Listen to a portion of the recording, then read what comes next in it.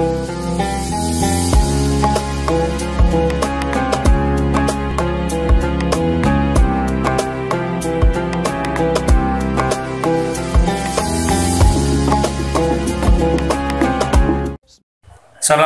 warahmatullahi wabarakatuh.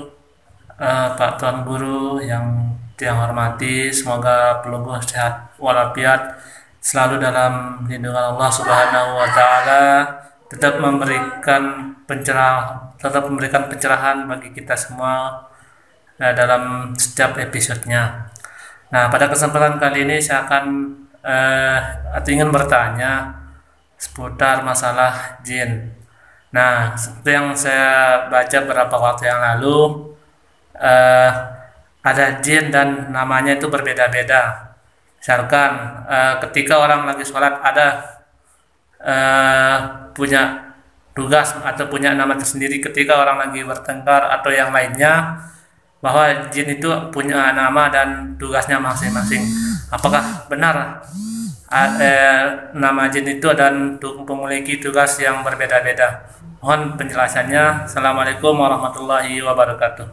Waalaikumsalam warahmatullahi wabarakatuh. Ya, terima kasih pertanyaannya. Memang jin sama halnya dengan makhluk lain seperti manusia, punya banyak nama, atau punya banyak jenis, atau punya banyak bangsa, golongan, dan seterusnya. Begitu juga dengan jin, sama halnya juga dengan jamaahnya atau tentaranya iblis, ya, itu juga punya nama-nama dan jabatan-jabatan, punya pangkat-pangkat, dan punya tugas-tugasnya masing-masing.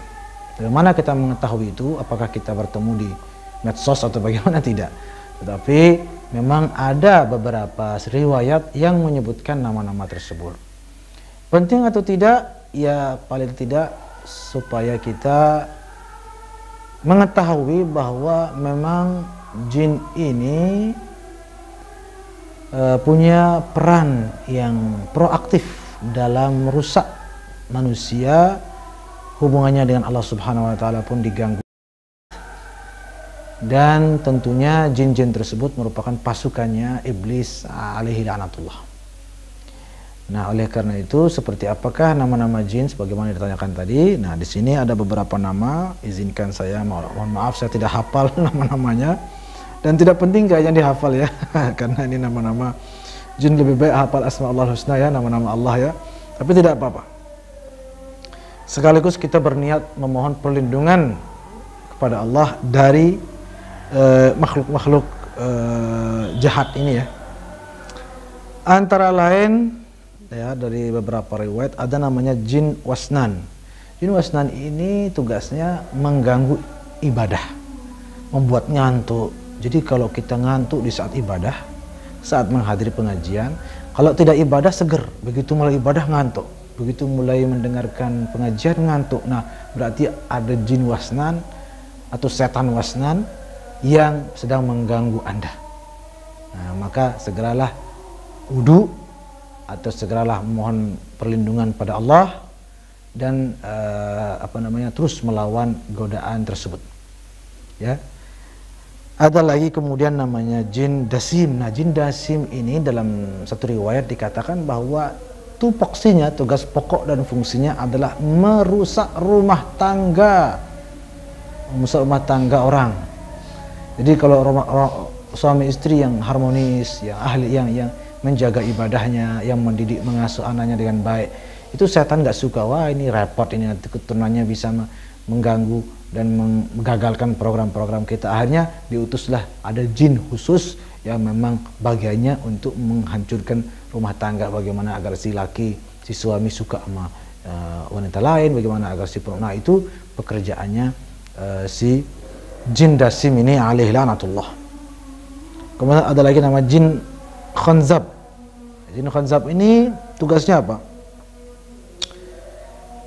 Tugasnya itu dia menggoda manusia agar tidak bersegera. Misalnya dia seseorang ketika ingin segera berbuat baik, jin khanzab ini tugasnya apa? Bagaimana agar dia menunda. Nah, bagaimana agar dia seseorang itu menunda perbuatan baik itu. Nanti ketika waktunya digoda lagi supaya ditunda. Jadi kalau ada orang yang suka menunda kebaikan nanti atau besok saja kapan-kapan, maka dia sedang kerasukan jin khanzab ini, ya, walayazubillah. Kemudian ada lagi namanya jin wahlan. Ini yang membuat ragu, yang membuat was-was. Nah, itu ya. Jadi kalau suka was-was, suka ragu, ini begini, itu semua itu pokoknya gangguan setan. Makanya lawan, jangan dihiraukan. Biar dia sakit hati sendiri, bukannya malah dilayani, saya ragu, saya apa, kemudian ditinggalkan ibadahnya karena keraguannya misalnya. Nah, berarti Anda kalah, begitu kan? Ada lagi jin zalanbur. Ini yang membuat seseorang tergoda agar terus berbelanja, mengeluarkan uangnya, ya, boros lah gitu. Ada lagi jin tibir. Ini jin tibir ini yang suka menggoda manusia agar dia galak. Jadi yang suka-suka marah itu kerasukan jin tibir itu. Ya. Ada lagi jin awar, ini yang membuat orang suka bersyahwat, ya, suka mudah bernafsu kepada lawan jenis. Nah, itu yang mengantar kepada zina, ini kerjaan jin yang satu ini. Ada jin yang mengadu domba, namanya siapa ya di sini? Jin Mas'ud, ya. Ada jin Abyad namanya, ini yang subhanallah, ini unik jin ini. Ini jin ini fokusnya pada pemuka-pemuka agama. Bagaimana agar tokoh-tokoh agama ini jatuh pada maksiat, supaya apa? Supaya nggak diikuti oleh umat, ataupun supaya ditiru malah oleh umat, ya, atau hilang pamornya. Ini jin yang satu ini, ya, subhanallah. Ada lagi namanya jin syabru, ya, kalau tidak salah ini yang dikatakan dalam riwayat yajri majrad dam itu, ya, yang berada di aliran darah manusia, yang selalu melekat ada di manusia. Ala kulli hal, dan banyak jin-jin lainnya, ya, atau kurang lebih segitu, ya, sekitar 9 atau 10 nama-nama beserta tugas-tugas daripada jin ataupun setan. Ini apakah jin apa setan? Ini mungkin pertanyaan juga, pertanyaan cabang yang penting kita ketahui. Itu diketahui bahwa setan ini tidak sebangsa dengan jin, hanya saja dia satu bahan penciptaan, sama-sama dari api. Tapi ada namanya jin, ada namanya setan. Jin ini dari min marijin min nar dalam Al-Quran. Nanti kita jelaskan dalam kesempatan lain insyaallah. Tetapi sama-sama dari bahan api. Tapi kan api itu ada, kalau kita nyalakan kompor itu kan ada yang kuning, ada yang biru. Nah, ada mungkin yang jin itu dari yang biru, sedangkan yang kuning itu disitulah setan barangkali. Terciptanya tadi sama-sama dari api, tapi dari bagian-bagian yang berbeda-beda.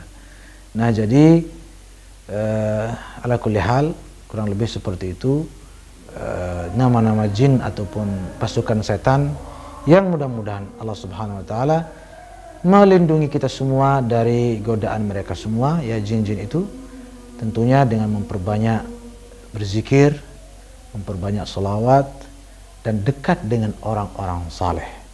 Kenapa? Karena para jin dan setan itu mikir sejuta kali untuk dekat dengan orang saleh. Takut hangus, takut nggak kuat karena cahaya para orang-orang saleh ini yang luar biasa.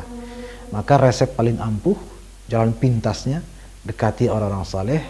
Maka insya Allah mereka pun mikir-mikir untuk dekat kepada kita, karena kita bersama orang-orang saleh. Sebagaimana Allah selalu mengingatkan bahwa kunu ma'as sadiqin, senantiasalah bersama orang-orang saleh. Mudah-mudahan kita senantiasa dekat dengan orang hamba-hamba Allah yang mulia, sehingga kita dijauhkan dari segala makhluk yang merusak kita di dunia maupun di akhirat. Amin amin ya rabbal alamin.